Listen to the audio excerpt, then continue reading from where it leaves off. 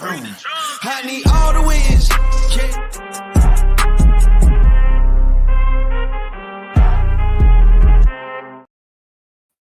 Well, hello everyone in the sevens in the sun. We're almost upon the big tournament date to start playing and see the best teams in Algarve, Vila, Santo António. And let's see what happens. To know in our second episode of Get to Know Your Sevens in the Sun, I have Mike Mulroy here with me. He will have a special job at Vila Santo António alongside Sports Ventures. He's going to be the director of the match officials for the tournament. Mike, it's a big job, lots of responsibility, but a lot of fun also because you get to see refs developing in a good environment with new teams from different places. So it's that type of baggage that every ref or every match official, when they're starting or in the middle of their development, want to have, right? Absolutely. Hi, Francesco. Pleasure to meet you finally. Yeah, it is. It's a very big job. It's quite in depth, but it's something that I've been doing now for quite some time around the world, including this will be my third trip in less than 8 months to Portugal. So a couple of months ago, I was doing the same job at the Youth Rugby Festival in Lisbon, and before that, the Rugby Tens Championship in Lisbon as well at the University de Lisboa. So yeah, it's a great job. It's quite taxing. There's a lot of work to do, but the great thing is I get to work with some of the best referees from around the world. I get to see new referees, bring them into the team and help their development, and then send them back. And then in a year's time or 2 years' time, I see them again, and I can look at their journey and see where we as a tournament have helped them along that path as well. So yeah, it's really rewarding, but very challenging. One of the challenges is to grab or build a very good match official team for the tournament. For the guys and girls that you bring to ref the games, what is the focus of your job for them? So I've been doing this for a long time now, particularly in the UK, and it's spread around. And we go to, as a team, we go to sevens tournaments all over the place now. And we build those match official teams. We train them, because sevens is very different to 15s in the way that the referees and the match officials approach the game. It's much quicker. Everything is about space and creating that space. So you find if you watch a game of 15s, there'll be plenty of advantage.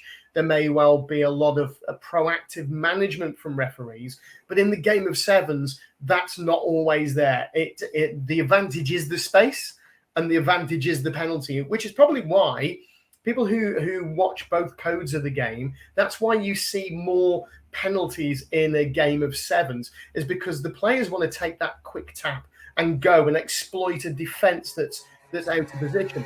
So we have to do some very specific training with them on that, and we've created training videos ourselves. We always, if possible, stream their games or record them, and then we use those as review with the match officials as well.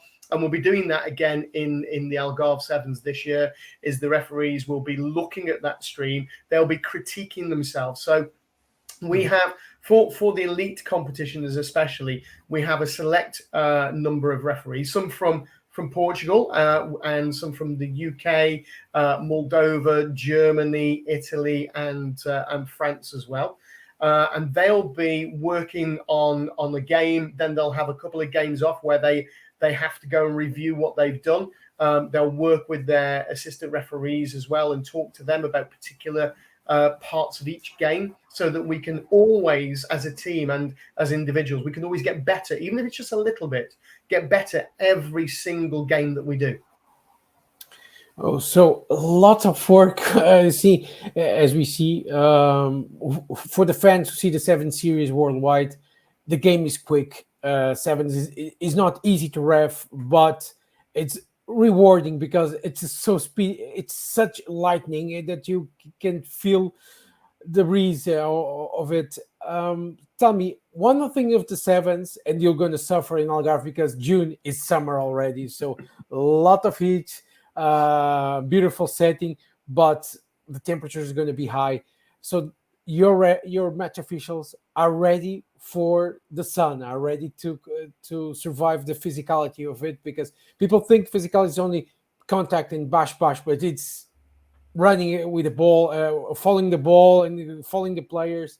So, what type of mental preparation, physical preparation, doing for these Algarve sevens? So we already have minimum standards of fitness that we use with all of our guys, depending on the level that they're going to be working at. An awful lot of the guys who are coming from overseas to the Algarve Sevens this year have been to Dubai Sevens. Some of them in the Invitational. There's a few of us who get to work in a very privileged position on the World Series with the international teams as well. I'm doing a little bit of preparation this weekend, ready for the heat of the Algarve. I'm flying off to Madrid, and I'll be running the line at the Classic All Blacks versus Spain game, which takes place at the Atletico Madrid Stadium. So around 40,000 people are going to be there. It's 36 degrees at the moment in Madrid. So that's my acclimatization. But we also give a lot of thought and a lot of training to our referees on strength and conditioning, on nutrition, and especially during the summer months on hydration. And that's not just drinking water, it's making sure that essential salts and minerals in the right balance with the right drinks and are taken on board. And this is one of the other reasons that we don't have a referee going to do game on, game off, back to back, because it is so physically and mentally demanding. It's not physically, like you say, in the bash bash, but the amount of work that a referee does around the pitch, particularly in sevens, is huge. If you think in many tournaments, a player might only get 5 or 6 games over 1 or 2 days. Mm-hmm. In a single day, a referee will normally, at an event like this, be doing about 12 to 13 games a day. So from that point of view, it's not punishing to the body in terms of hits, but it's punishing to ankles, to knees, the heat exhaustion, the possibility of cramp when your body loses those salts and things like that. So we have to be very, very wary of the referee welfare as much as player welfare. Wow. Player welfare and referee welfare. That's very two strong words from our rugby vocabulary or sports vocabulary nowadays, and it's people have to be concerned about. Looking to the Algarve Sevens, the sports ventures tournament of rugby. What is your opinion about it? It's going to be your first time here, so and your first time as directing every match official. So why did you come along to this journey? So the Algarve Sevens has a really great reputation around Europe and even further afield. I do a lot of work in the USA as well and in Africa, and they've all heard of it. It's one of the pinnacle tournaments for many players, whether they be social and they want to get out to the sun. They like the vibe, they like the atmosphere, they like that mixture of party and play. And it has a great balance. And then at the next level, at the elite, the semi-professional, when you look at the sort of teams that are entering the competition, you've got some great teams there: Portugal, Hong Kong, Georgia. These guys are preparing themselves for the Rugby Sevens World Cup. So they are not messing around, and we have to be at that level the same as the players do. That we have to train without all the resources that teams have.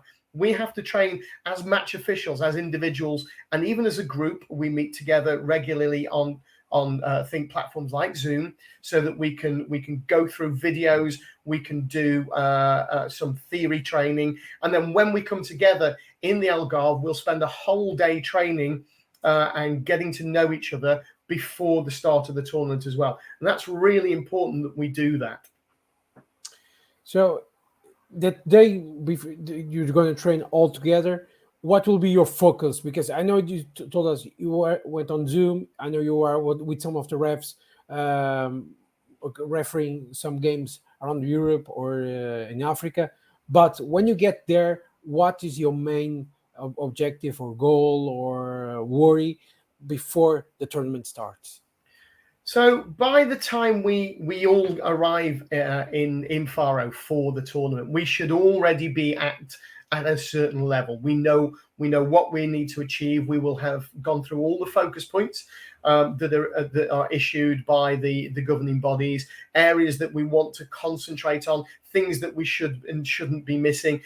We also will have gone through lots of video analysis, and we will have critiqued other referees and ourselves on things that could have been done a little bit better. So we should already be at a high level. So when we meet, my key focus is for those guys who've never worked with each other before to be able to trust in each other within the next 24 hours. So it's about building that team spirit. It's about having fun, working hard and playing hard, and making sure that when you walk out there, if one of the assistant referees says to me, there's an issue or a penalty against, I do not hesitate as a referee in the centre. If I'm receiving that information, I deal with that instantly. I trust the assistant referee trusts me, and we all make a team decision based on the best information that we possibly can get, no matter whether me as a centre referee or me as an assistant referee. If I see it, it goes in. If somebody else sees it, we deal with it. And that way we work really strongly as a coherent team, perhaps even more strongly than a sevens team. We've not got anybody who wants to showboat or wants to cut inside and dodge 3 tackles. It is about using the resources we have to the best of our ability. So in those abilities and how you have to have confidence between and trust between the assistant referee and the match official, but you have teams from all around the world, from Hong Kong, Kazakhstan, Portugal, yes, Georgia, Durham in England is a team, 70s, Nouvelle Aquitaine from France. So a lot of teams coming from all over the world. One of the worries of everyone in this big tournament, it's the language barrier, because we know when you see international test match level games, we see referees saying to the players, hands off, go back, player, you are on the side, and so on. So how are you going to skip that hurdle and go for it, the language barrier in Algarve? Yeah, it's an interesting point that you make, and one that does raise itself, particularly at the more social end of the spectrum. At the elite end, most of them are used to playing at high level, where the refereeing, fortunately for me, is done in English predominantly. We often have keywords in things like French and German and Spanish and Portuguese. Don't ask me for them in Portuguese. I'm still learning. Just things like back foot. But you'll find that we talk a lot less in sevens than we will do in 15s, because the game is that much quicker. And things happen like breakdowns. Yes, we know now, and for the last sort of 4 or 5 years, teams have wanted to take that breakdown. They identify that weak spot. They take the tackle. They get quick ball away whilst the defense is getting sucked in. So because the ball is usually away very quickly, we have very little management to do in that side of things. It's more observation, the lazy runners coming back onside that we then have to deal with. Are they run onside, or have they closed down options? Remember, we talk about space. So if you're lazy running as a defender and you interfere with that space, you can expect to be penalised, because again, as we said, the penalty is the advantage. So we won't manage that. So we'll talk a lot less. We may explain decisions, but I always find the use of the word yes and no and pointing at somebody and looking at them like they're a naughty school child, that normally gets the message across in every language. Oh, so we're going to see a lot of naughty boys in And a Vila lot of naughty boys and girls.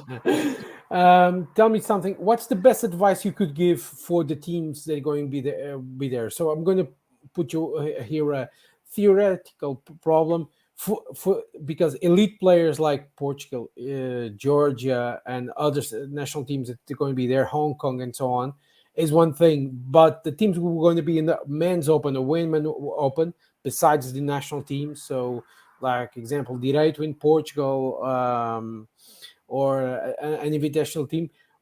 what is the advice you could give to the elite and to the others? So if I start with the bottom ones first, well, I say the bottom, the open, the social tournament, I'd say work on that word space again.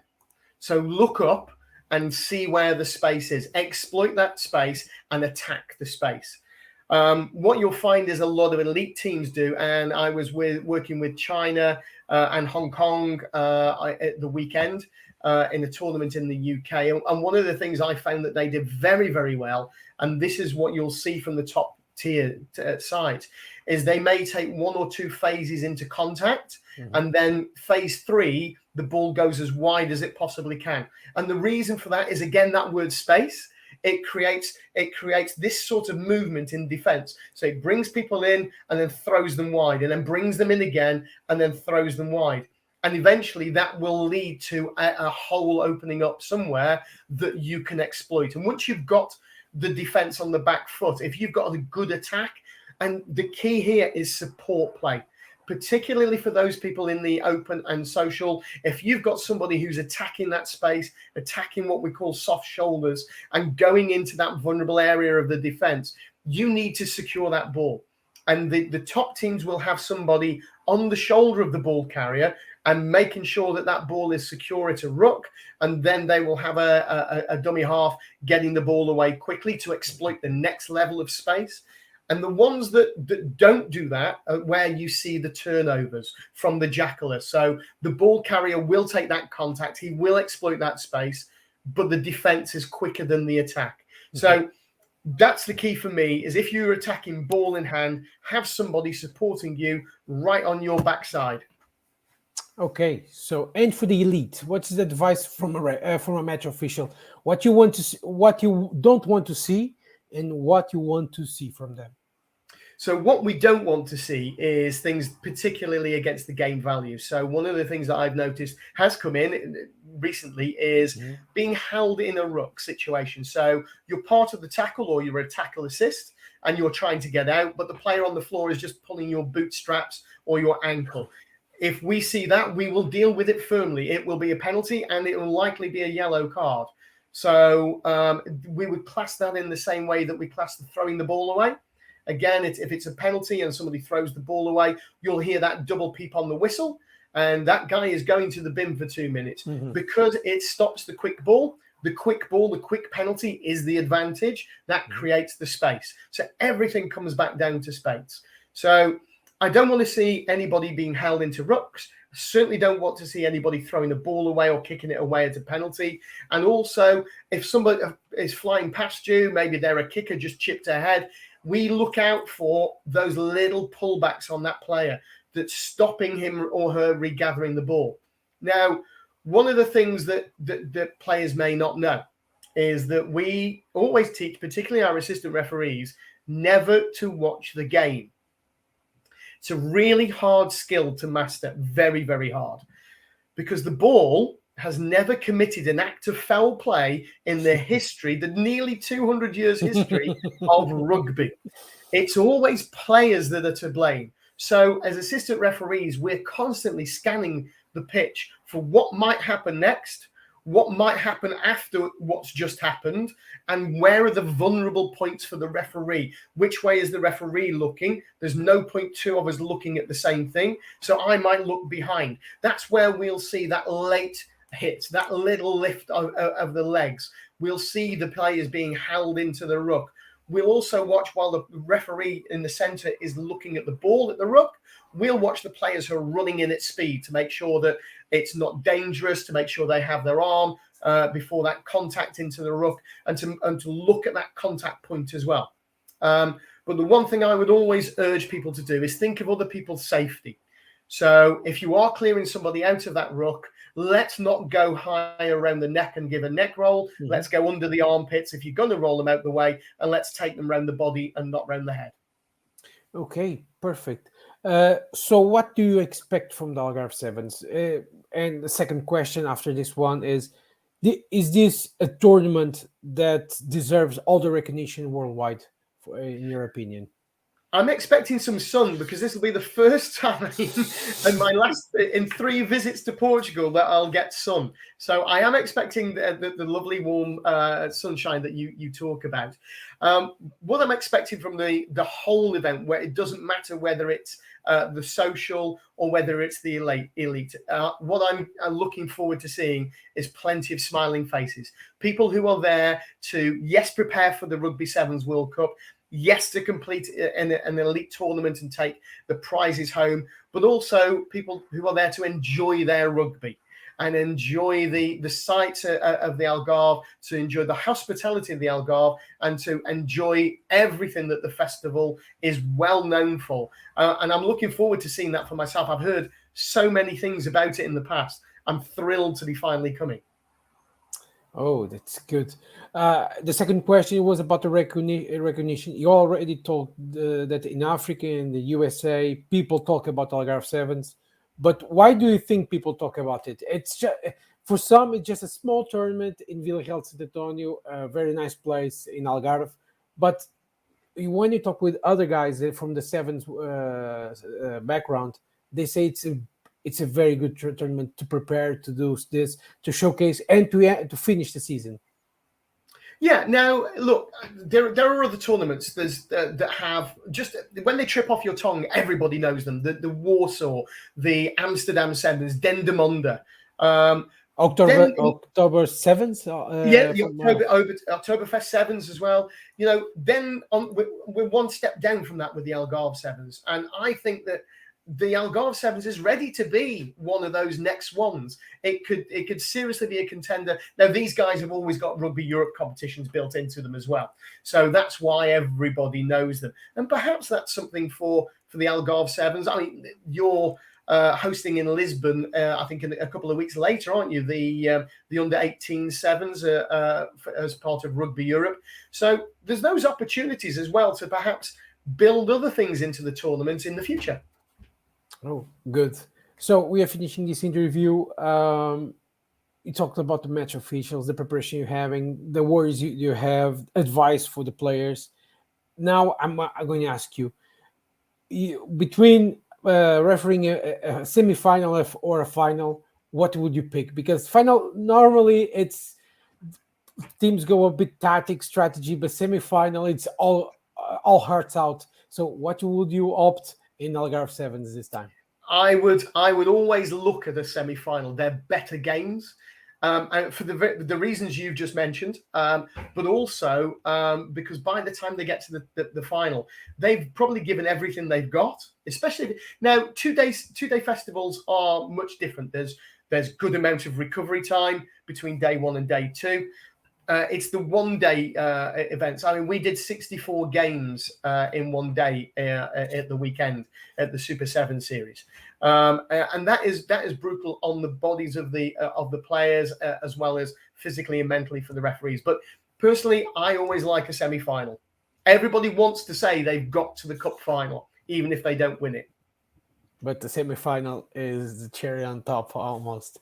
Okay, Mike, you wanted to say just a few words to wrap these things up. Your message for the fans, for the coaches, because the guys, the head coach, who I understand have a big job to do, so the players don't talk back to referees and don't do silly stuff. But final words from you, please. Go out there, referee, play rugby, watch rugby, coach rugby, run a tournament, but do it all with a huge smile on your face. You'll enjoy it so much more. So a huge smile on their face. That's all about the Sevens in the Sun in the 12th and 11th and 12th of June this year. We hope to see you in Vila Santo António. If you can't, there will be a stream of the finals day, so you can see Mike Mulroy and his big match official team refereeing the games and showing how good it is to have elite referees with us. So thank you, Mike, for coming, and see you there in June. Bye-bye. Thank you. I can't wait. It's only a couple of weeks away. I'm counting down the days. Almost 3 weeks and a half. So we are almost upon it. So it's nearly there.